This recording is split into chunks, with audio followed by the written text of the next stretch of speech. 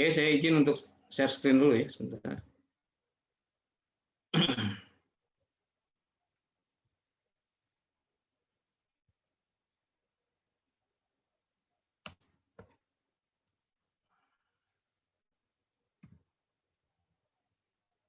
Sudah terlihat di layar ya? Halo, cek. Sudah, Pak. Oke. Sudah, Pak. Oke. Baik, ini tema kita tentang demokrasi ya. Jadi ini demokrasi itu nanti ada pengertiannya seperti apa, kita coba lihat ya. Demokrasi kalau di slide ini dikatakan ya rakyat yang berdaulat. Jadi kalau dulu adalah kerajaan misalnya, maka sekarang harus diserahkan kembali kepada rakyat. Jadi rakyat yang berkuasa. Bagaimana cara rakyat berkuasa itu tentu dengan cara diwakili ya. Karena rakyat itu terlalu banyak jumlahnya sehingga harus ada sistem perwakilan untuk bisa memudahkan ya di dalam cara untuk berdemokrasi. Ya, tapi pada prinsipnya semua rakyat yang berdaulat. Prinsip dasarnya begitu. Kemudian musyawarah, ya sekali lagi musyawarah untuk mufakat. Jadi kalau kita anggap bahwa selama ini ya demokrasi itu berarti satu suara satu apa ya, satu suara satu orang satu suara gitu, itu sebetulnya tidak demikian ya, tidak demikian. Ya. Kalau menurut Anda kualitas dari demokrasi itu yang terbaik yang mana? Voting kah atau musyawarah? Musyawarah, Pak. Musyawarah. Alasannya kenapa musyawarah kok menjadi lebih berkualitas? Karena kalau voting itu begini, Pak, belum tentu nanti itu hasil keputusannya itu yang terbaik. Bisa saja itu hanya menguntungkan yang mayoritas.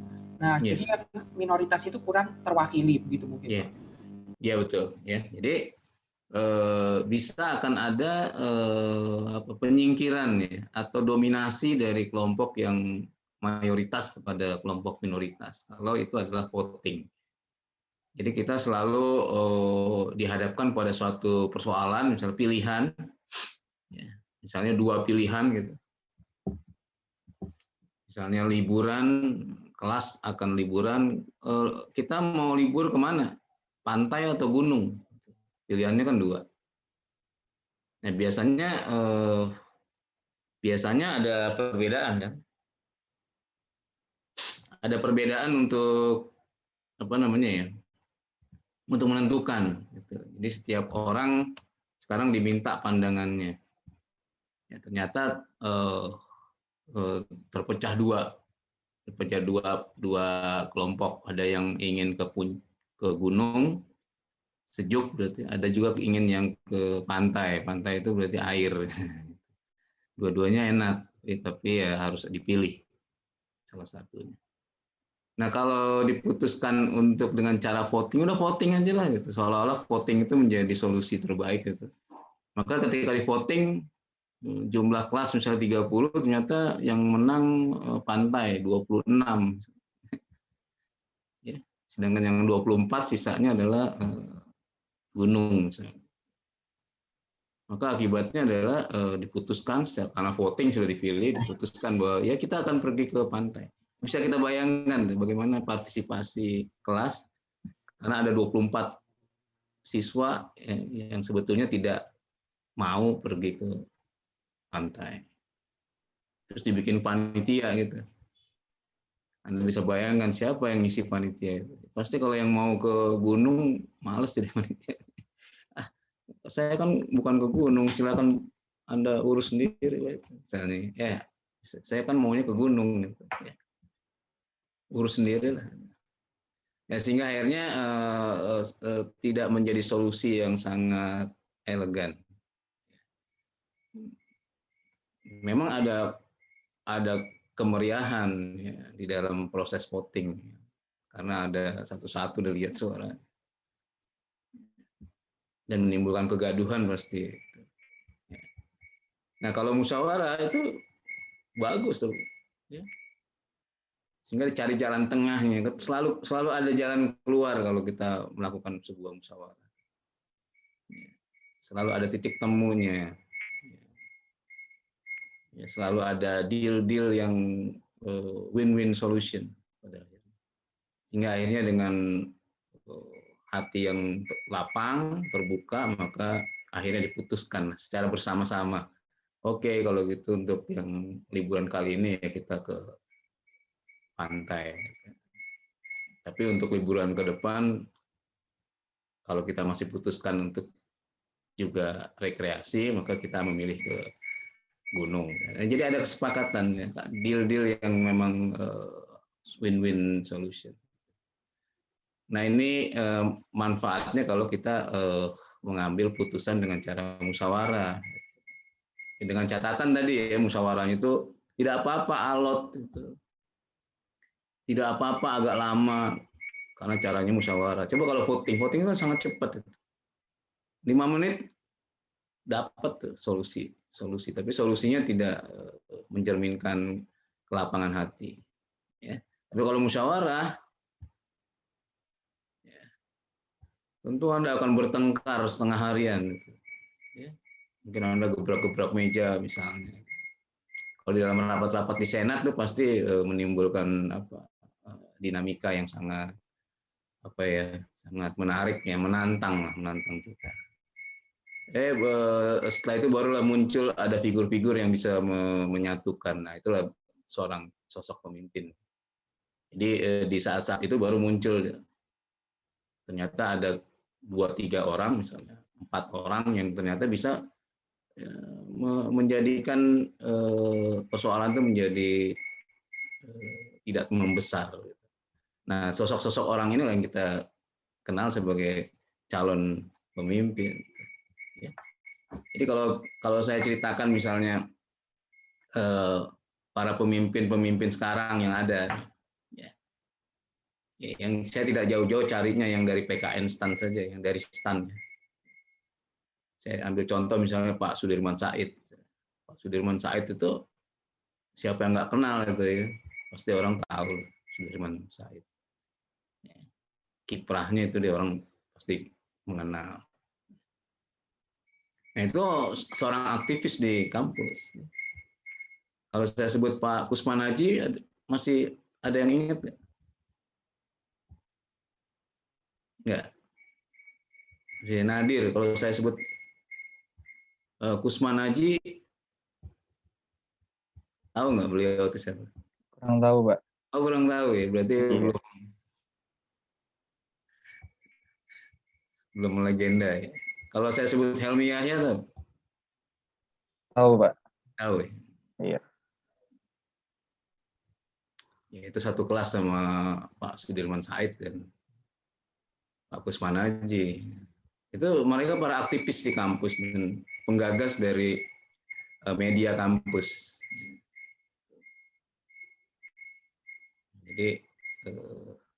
Jadi mereka itu sejak mahasiswa memang kelihatan calon orang-orang besar lah ya. Baik, itu betul tadi yang disebut Brahmasta tadi ya. Panggilannya siapa nih? Brahma ya? Berapa?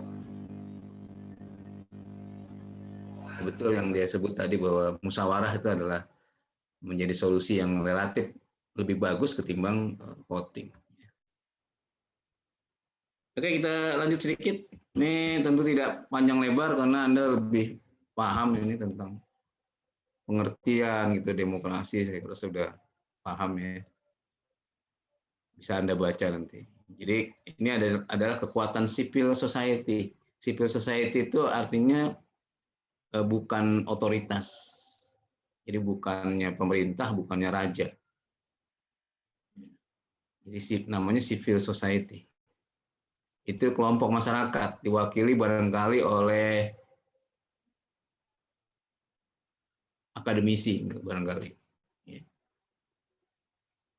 Kalau tidak akademisi ya praktisi yang para pemerhati masyarakat, yang anggota masyarakat yang pemerhati termasuk terhadap concern terhadap hal-hal tertentu, misalnya terhadap lingkungan, terhadap etik,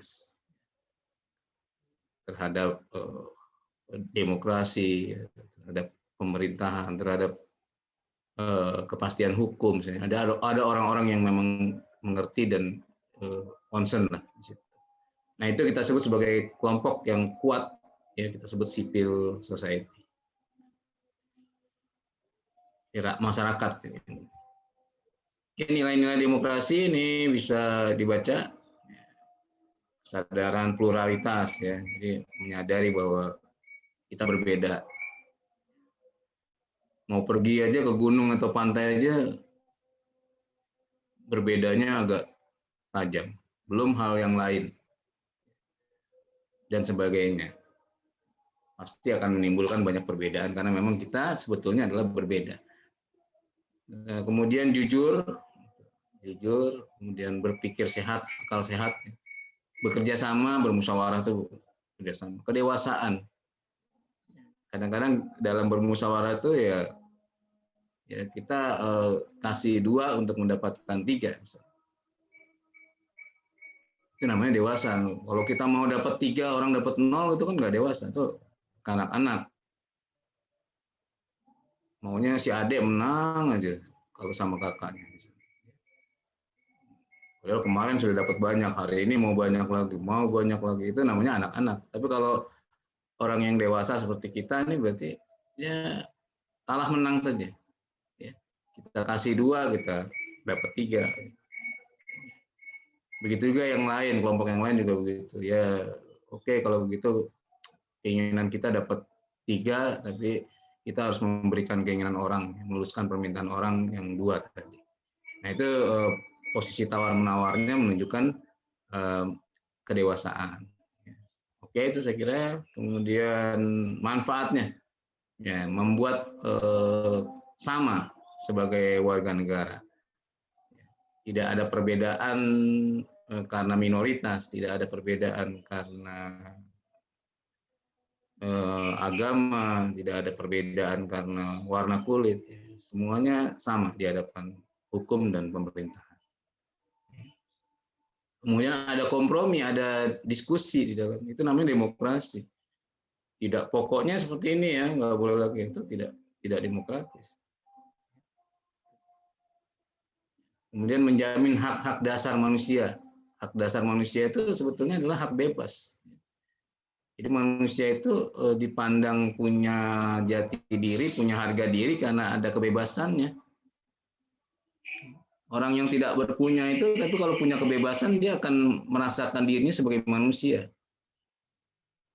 Bandingkan dengan orang yang punya harta, tapi dia tidak punya kebebasan. Jadi sebetulnya secara hakikat dia bukan sebagai manusia yang bebas. Nah inilah yang menjadikan Indonesia bisa merdeka. Karena para pendiri bangsa kita itu sudah diiming-imingi oleh para penjajah. Seperti Bung Karno, Bung Hatta, itu kalau mau ya, kalau mau mengalah atau tunduk kepada penjajah ya hidupnya senang dalam pengertian tentu apa yang diinginkan dikasih. Tentu hidupnya dalam tanda kutip ya penuh dengan kemakmuran itu. Tidak mungkin dipenjara misalnya.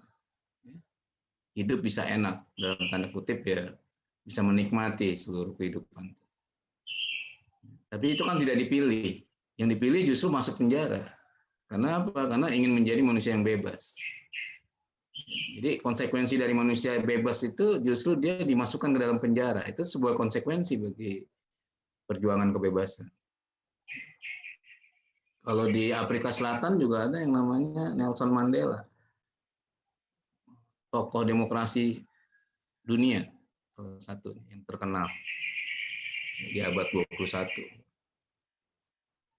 Abad 20, sorry. Dikenal sebagai tokoh demokrasi. Jadi lebih dari separuh hidup dari Nelson Mandela itu lebih dari separuh ya, itu diisi di penjara. Tapi karena beliau gigih berjuang untuk sebuah kebebasan, itu konsekuensinya adalah dia hidup di penjara. Jadi berkebalikan kan? Berkebalikan dalam pengertian paradoks. Jadi orang yang menuntut kebebasan justru di dalam penjara. Tapi ada orang yang tidak di penjara, tapi justru sebetulnya adalah tidak bebas. Tidak bebas karena tidak bisa lagi menyuarakan kebenaran secara lantang. Dibatasi oleh ketakutan, kecemasan. Nah, itu namanya menjamin hak-hak dasar. Jadi demokrasi itu menjamin hak-hak dasar, hak berpendapat, hak untuk mendapatkan pekerjaan yang layak, untuk mendapatkan pendidikan. Kemudian perbaruan kehidupan sosial, tentu kehidupan sosial itu harus semakin berkualitas. Ya. Kehidupan yang berkualitas itu akan menjadikan manfaat besar bagi masyarakat. Jadi misalnya usia harapan hidup menjadi lebih tinggi, itu perbaruan kehidupan sosial. Saya yakin itu adalah buah dari demokrasi. Jadi kalau ciri dari demokrasi itu meningkat, yang masyarakat usia harapan hidupnya tinggi. Kalau kita bayangkan Indonesia dengan Belanda misalnya, mana usia harapan hidupnya yang tinggi?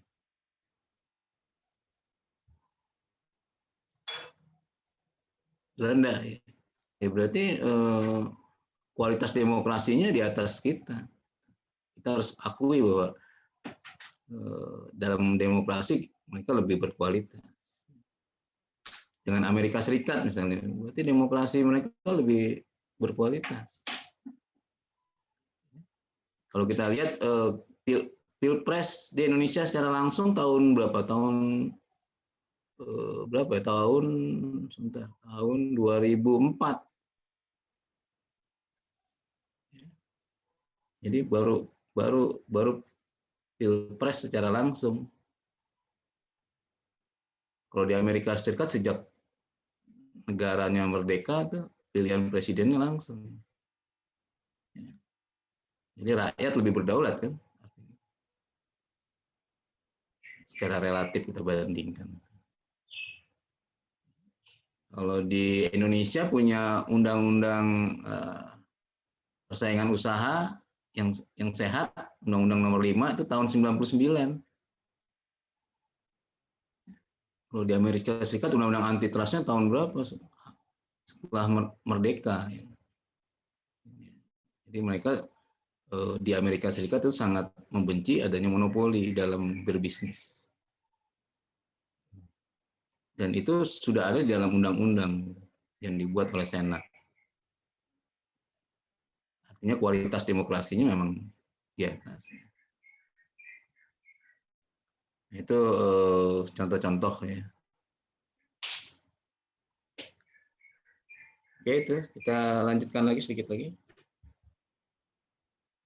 Nah, ini ada pendapat dari ahli tentang prinsip demokrasi. Nah, ini tadi pembagian kekuasaan. Jadi pembagian kekuasaan itu sebagai pemain dan wasit harus beda. Jadi pemerintahan itu diserahkan atau diberikan kewenangan kepada presiden. Tapi yang untuk mengawasi tentu lembaga lain, DPR. Kemudian untuk fiskal polisi itu ada di pemerintah, misalnya pemerintah, presiden maksudnya. Tapi untuk moneter harus dikasih kepada lembaga independen yang kita sebut sebagai bank sentral. Nah, Indonesia tahun 1999 baru memisahkan bank sentral itu bukan di bawah kekuasaan presiden. Sehingga gubernur bank sentral sejak 99, sejak 99 berarti tidak lagi dipilih oleh presiden, tapi oleh DPR. Nah, ini menunjukkan bahwa kualitas demokrasi memang makin meningkat. Kalau di Amerika Serikat sejak negaranya merdeka dipisahkan otoritas fiskal dengan otoritas moneter supaya ada balances, ada keseimbangan. Jangan sampai nanti pemerintah melakukan sesuatu gitu tanpa ada yang melakukan pengawasan. Nah, ini yang mau kita bandingkan. Termasuk nanti adalah partisipasi masyarakat. Di dalam partisipasi masyarakat yang sangat sangat terbuka, itu menunjukkan bahwa negaranya makin demokratis.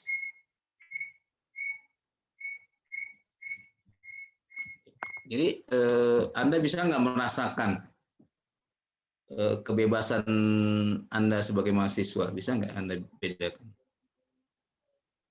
antara Anda mahasiswa PKN STAN dengan mahasiswa temanmu yang di UGM? Ada nggak perbedaan? Mungkin dalam berpendapat, Pak. Ya, ada nggak perbedaan? Ada ya? Ada, Pak. Ada. Jadi artinya gimana? Mungkin kalau dari mahasiswa kedinasan itu pendapatnya nggak bisa terlalu frontal ke pemerintah gitu, Pak. Dan nggak bisa kayak ikut demo gitu-gitu. Iya. Ya, ini berarti kan kita harus mencocokkan dengan posisi kan ya. Ini ada posisi kita, posisi mahasiswa PKN STAN sebagai mahasiswa kedinasan, ya tentu posisinya beda dengan mahasiswa yang non kedinasan. Sehingga kan ada perbedaan itu. Nah, ini kelihatan dari bagaimana kita melihat, memandang diri kita sendiri, kemudian baru kita bisa memberikan sebuah penilaian.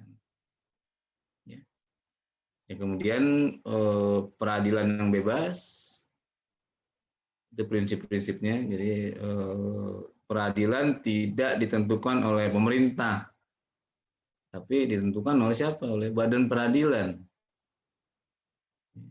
Jadi kalau badan peradilan itu berarti yudikatif. Kalau kita pisahkan tuh ada eksekutif, ada legislatif, ada yudikatif. Kemudian pengakuan hak minoritas. Jadi walaupun mereka jumlahnya sedikit, tapi tidak boleh dihilangkan keberadaannya dan partisipasinya harus diakui. Dan juga pers ya, pers yang bebas. Bebas itu artinya independen, imparsial. Ya, tidak boleh pers itu digunakan oleh kelompok-kelompok tertentu ya. Ya, harusnya pers itu adalah pers yang bebas. Bebas artinya imparsial, tidak memihak.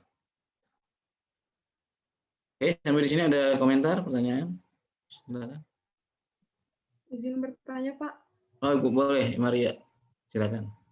Kan tadi salah satu contoh dari demokrasi itu kebebasan individu untuk berpendapat kan, Pak? Iya. Nah, tapi tadi sebelumnya itu ada juga nilai-nilai demokrasi yang dia itu ada itikat baik dan pertimbangan moral. Artinya kan kalau kita mau mengungkapkan pendapat harus dalam batas-batas tertentu gitu kan, Pak? Nah, tapi kalau di gimana ya?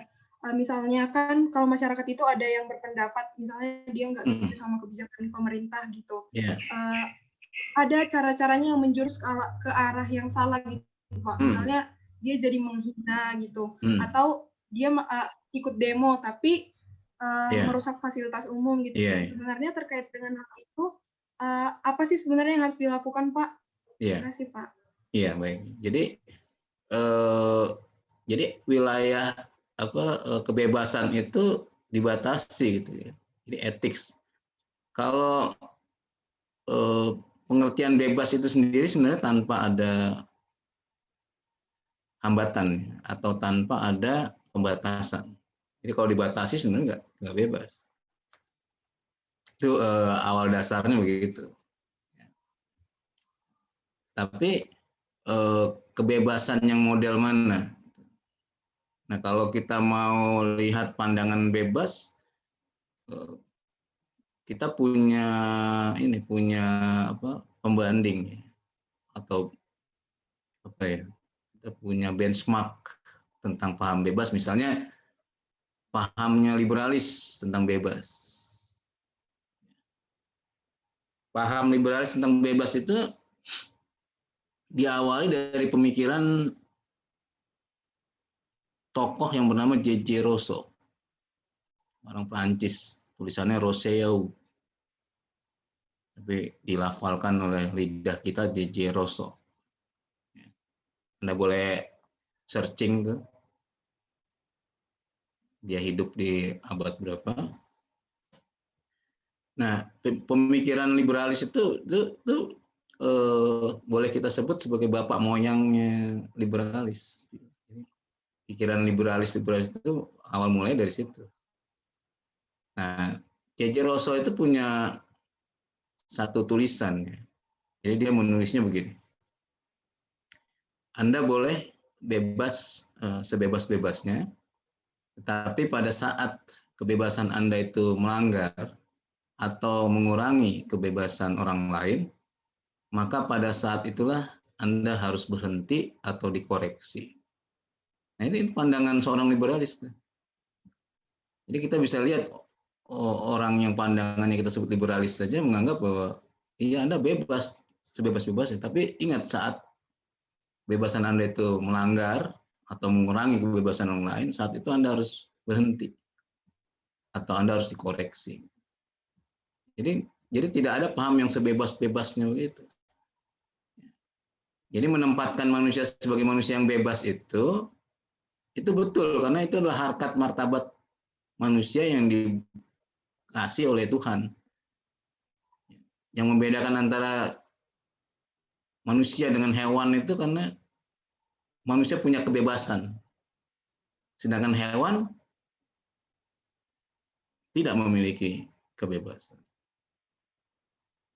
Karena konsekuensi dari manusia yang bebas adalah dia harus mempertanggungjawabkan perbuatannya.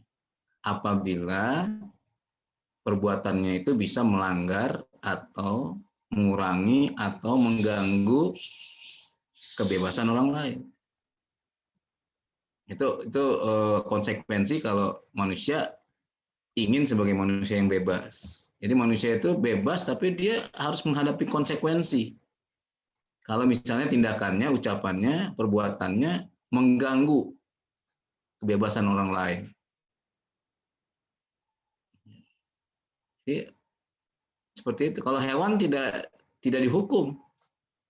Coba kalau lihat hewan nabrak ada sapi ngamuk itu dihukum nggak gitu? Tidak, karena dia tidak punya kebebasan. Karena dia melakukan itu karena ada dorongan. Misalnya diganggu, ya, misalnya karena takut, ya, misalnya karena kaget, gitu. Jadi ada stimulan terhadap si hewan itu sehingga akhirnya dia bertindak ya seperti tadi. Dan untuk tindakan hewan itu tidak ada sanksi karena hewan bukan hewan yang bebas.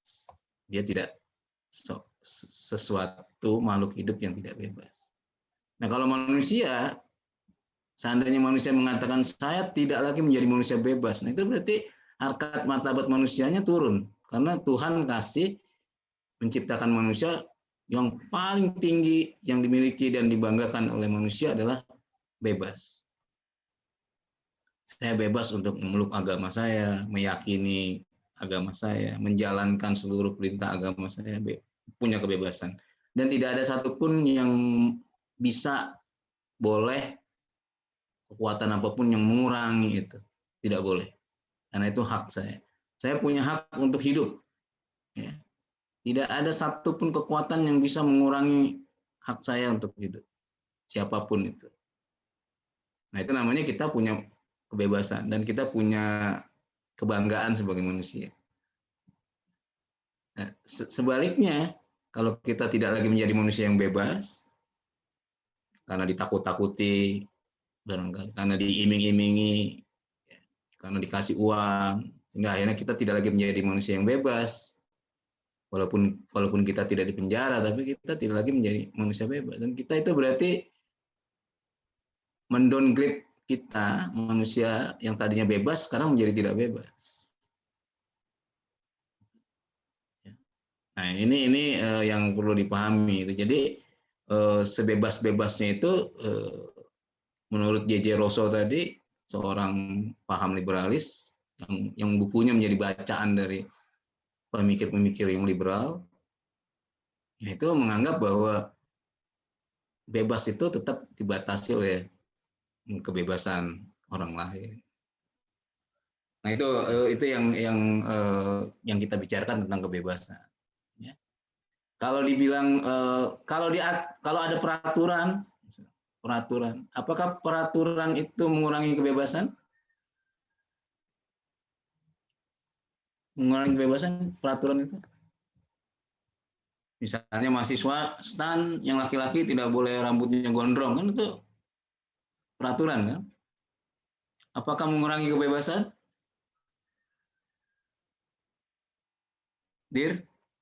Hadir Faisal. Mungkin selama tujuannya baik, Pak, untuk ketertiban dan kerapihan. Iya, maksud saya apakah itu mengurangi kebebasan? Mahasiswa di perguruan tinggi lain bebas saja tuh.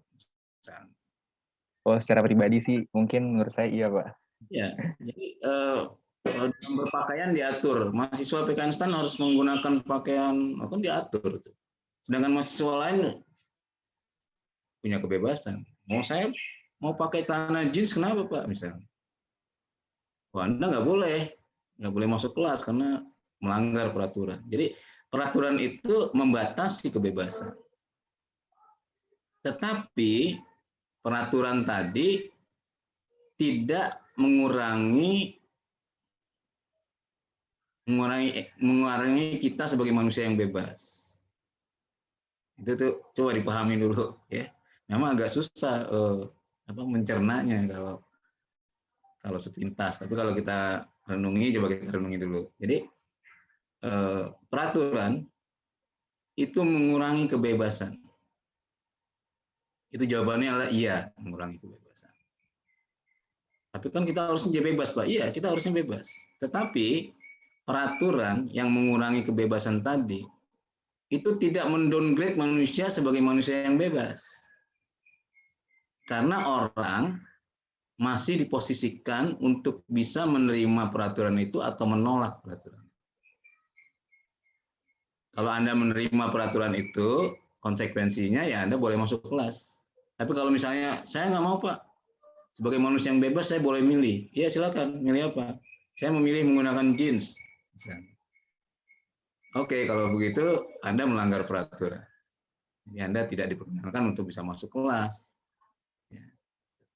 Itu sebuah konsekuensi. Saya katakan tadi, sebagai manusia yang bebas, kalau kita menuntut sebagai manusia adalah kita manusia yang bebas, maka konsekuensinya adalah kita akan menerima konsekuensi apabila kita dianggap mengurangi atau mengganggu kebebasan orang lain.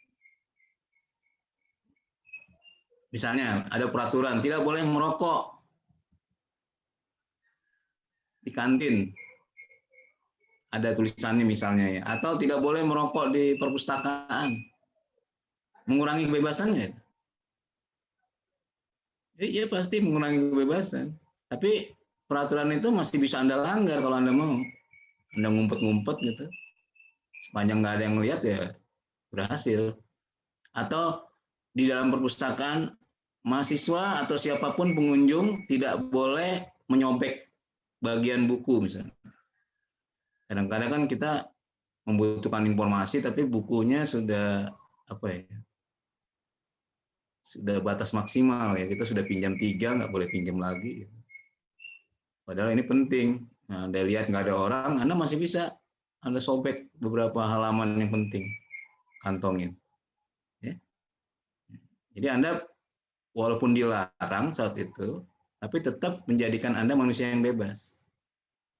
Nah, lain hal kalau misalnya tadi ya Nadir lagi ada di kelas, kemudian ada 2-3 orang memegang tangannya, kemudian mengeluarkannya setengah memaksa, menyeret, kemudian dimasukkan ke dalam mobil, kemudian dibawa. Nah, itu baru itu mengurangi kebebasan Nadir dan mendowngrade Nadir sebagai manusia yang bebas karena dipaksa. Jadi Nadir tidak lagi menjadi manusia bebas saat itu karena dia sudah diambil oleh orang-orang tadi. Nah, inilah pengertian tadi kebebasan yang akhirnya orang mengatakan kebebasan yang bertanggung jawab itu hanya istilah saja. Dan satu lagi ada konsekuensi dari pembuat peraturan. Kalau orang atau otoritas itu membuat sebuah peraturan yang isinya adalah larangan misalnya. Nah, si pembuat aturan itu harus mampu menjelaskan mengapa poin itu dilarang dan harus bisa diterima dan diperbincangkan oleh orang banyak. Jadi kalau misalnya tidak boleh merokok, lalu kita jelaskannya merokok itu bisa mengganggu orang yang lain, kan oh iya, kita bisa terima. Ya menyobek buku itu ya merusak namanya, nggak boleh. Oke, kita bisa terima. Ya.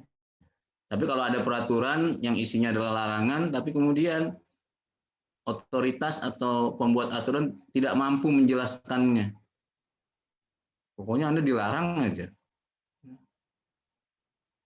Tanpa mampu bisa menjelaskan maksud dari larangan itu. Nah, itu tidak boleh terjadi. Jadi ada konsekuensi dari kita yang diatur dan juga yang membuat aturan. Kalau misalnya PKN STAN melarang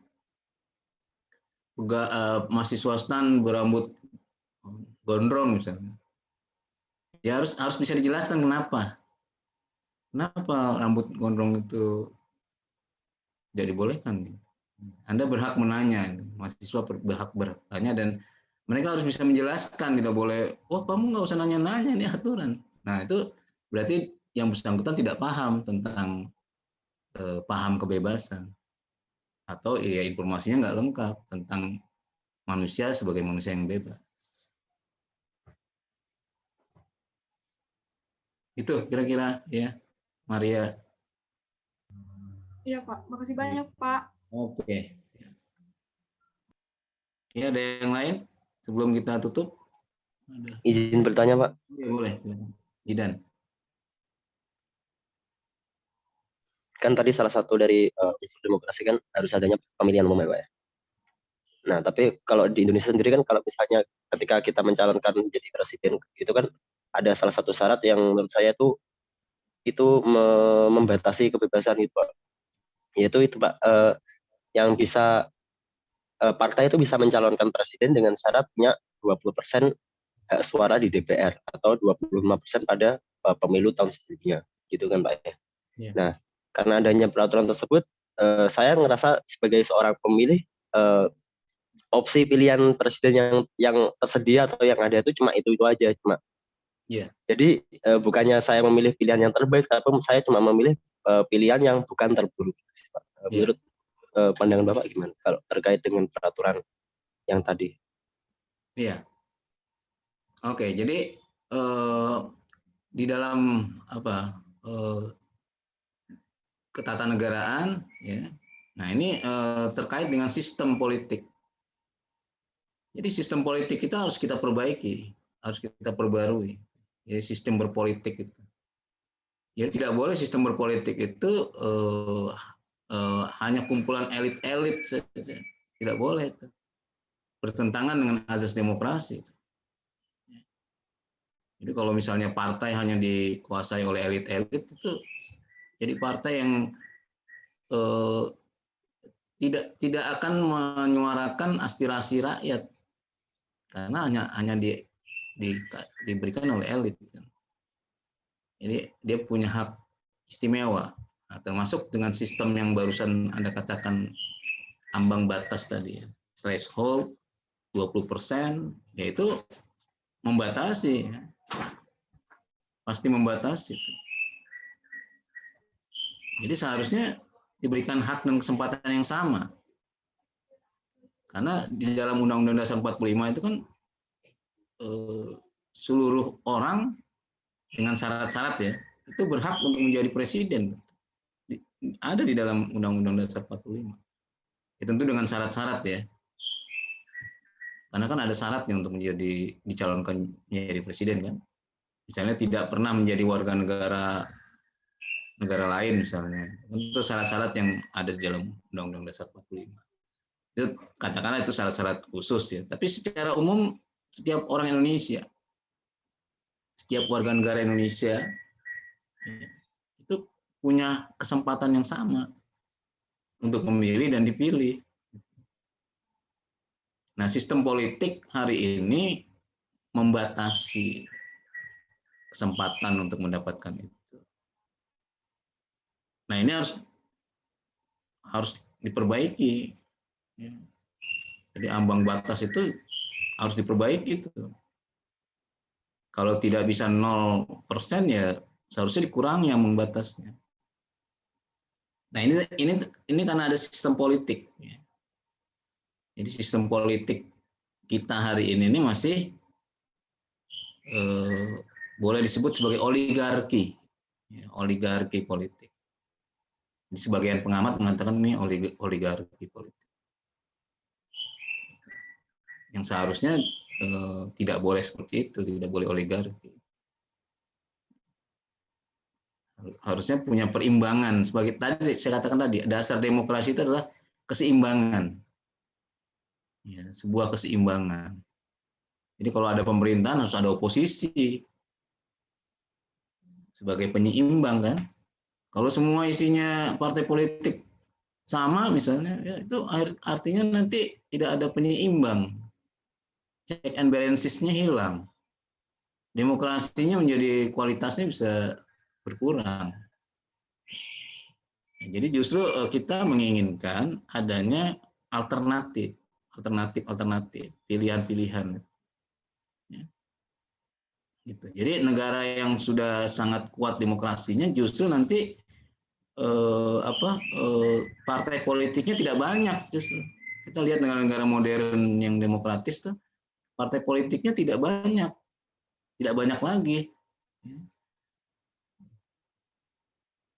Paling 2 gitu. Kalau 2 kan berarti kalau tidak A berarti B. Sehingga akhirnya lebih terdapat keseimbangan gitu. Ada yang mengontrol.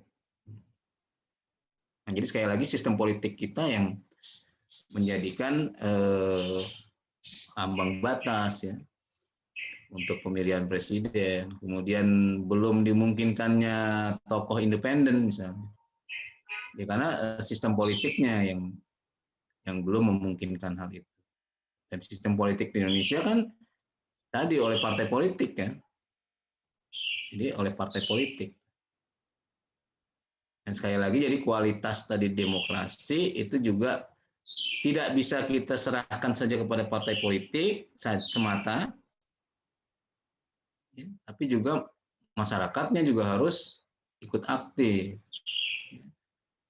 Jadi tingkat literasi masyarakat itu sangat berpengaruh terhadap kualitas politik.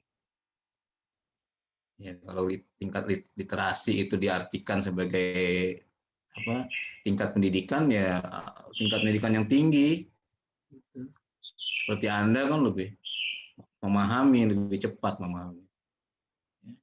Tapi kan tidak, masih banyak orang-orang yang di pedesaan misalnya ya, terpencil dan sebagainya yang ya tingkat literasinya juga ya tidak tinggi.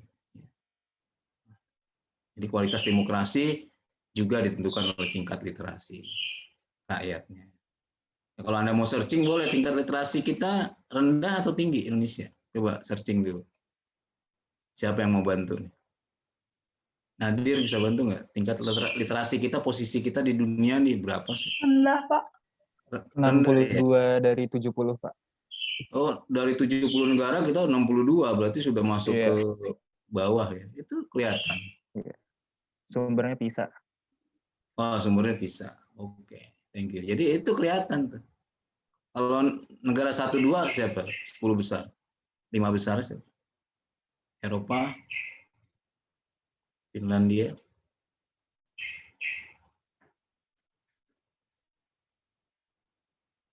Lima besar literasi berdasarkan PISA. Finlandia, Pak. Finlandia luar biasa.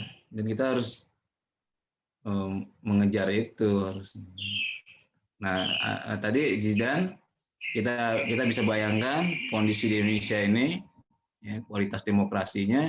Kalau kita lihat dari sisi literasi, misalnya, kita masih kalah jauh. Lalu kita tidak bisa melompat. Kita harus tahap-tahap, tidak bisa melompat. Ini dalam sistem pemilu kan rakyat yang milih ya, benar kan? Iya. Tapi rakyat milih itu bukan milih rakyat yang kebanyakan rakyat ya. Di Indonesia itu milihnya bukan milih program-programnya, milih figurnya, milih orangnya. Orangnya gimana nih orangnya? Suka ngasih apa? Gitu. Ya, itu karena literasi kan. Tapi kalau orang yang literasi tinggi seperti Anda kan, wah rugi dong kalau kita hanya dapat imbalan sekian, kita serahkan untuk 5 tahun ke depan.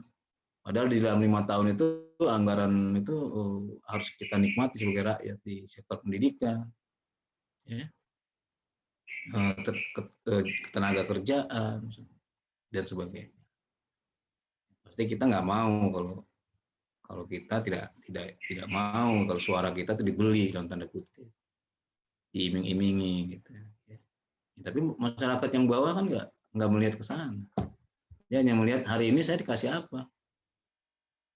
Siapa yang memberi lebih besar kepada saya serahkan suara saya.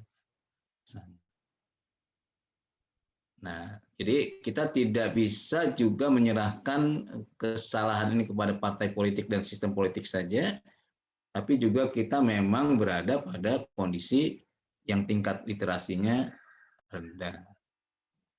Sehingga kualitas demokrasi kita juga seperti apa adanya hari ini, ya, belum terlalu tinggi seperti kalau dibanding negara-negara Eropa atau negara maju. Oke, saya kira itu. Ada pertanyaan lain? Silakan.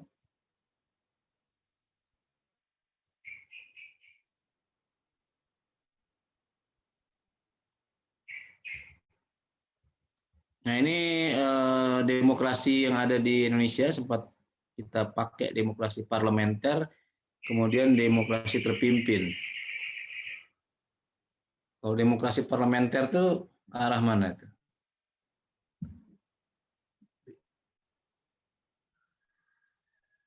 Demokrasi parlementer. Jadi kita menggunakan sistem parlementer ya. Liberal itu Pak, seperti apa? Seperti beberapa negara di Eropa itu. Di negara di Eropa ya sistemnya, tapi menggunakan sistem parlementer ya. Iya, parlementer. Dan kita pernah coba tuh. Ya, tapi kita nggak cocok dengan sistem parlementer dengan kondisi kita ya. Nah, ini perlu kajian mendalam tentang kenapa pada saat itu tidak berhasil. Ya, kalau indikator ketidakberhasilannya kan dari parlemen yang berganti-ganti kan. Jadi belum sempat isinya parlemen itu belum sempat untuk bekerja gitu. Dengan program-program yang dibuat itu sudah diganggu lagi, akhirnya bubar. Lalu muncul lagi parlemen yang baru diketuai oleh siapa? Amir Saripudin, Sarir. Belum sempat bekerja sudah diganggu lagi, akhirnya isinya bukan bekerja jadinya. energinya habis karena adanya perdebatan di parlemen. Itu akhirnya di Indonesia waktu itu mengambil sikap, Presiden Soekarno saat itu mengambil kalau gitu kita tidak lagi menggunakan Undang-Undang Dasar sementara. Kita menggunakan kembali kepada Undang-Undang Dasar 1945. Itu sejak itulah demokrasinya dikatakan sebagai demokrasi terpimpin. Jadi demokrasi yang langsung dipimpin oleh presiden langsung. Jadi otoritasnya kuat. Yang tadinya diserahkan kepada banyak pihak, tapi begitu diserahkan banyak pihak tidak bisa efektif dalam bekerja, sehingga akhirnya Presiden Soekarno mengambil alih yang disebut dengan demokrasi terpimpin. Bahkan membubarkan konstituante hasil pemilu tahun 59. Jadi Presiden Soekarno itu sebagai presiden ya saat itu membubarkan hasil pemilu itu luar biasa. Sehingga akhirnya orang mengatakan itu sebagai demokrasi terpimpin. Negara demokrasi tapi dipimpin oleh satu orang.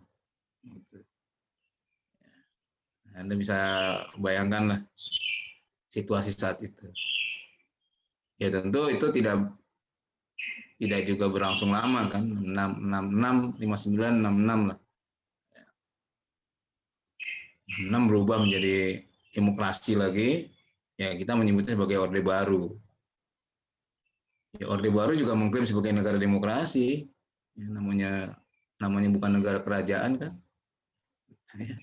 Tapi kualitas demokrasinya, nah itu yang perlu kita lihat. Gimana kualitas demokrasinya pada saat pemerintahan Orde Baru. Nah, tentu banyak pendapat, pandangan tentang itu. Kemudian langsung berhenti juga tahun 9. Jadi kita mengalami fase-fase lah ya. Fase di mana tidak berjalan sebagaimana mestinya, kira-kira gitulah bahasanya. Jadi demokrasi parlementer tidak berjalan sebagaimana mestinya, dihentikan oleh Presiden Soekarno, dibubarkan. Lalu Presiden Soekarno memimpin. Ya tentu sebagai negara demokrasi juga, bukan sebagai negara totaliter, bukan, negara demokrasi juga namanya. Nah, itu pun tidak sempurna, berhenti di jalan. Tahun 66, 65 diawali dengan G30S.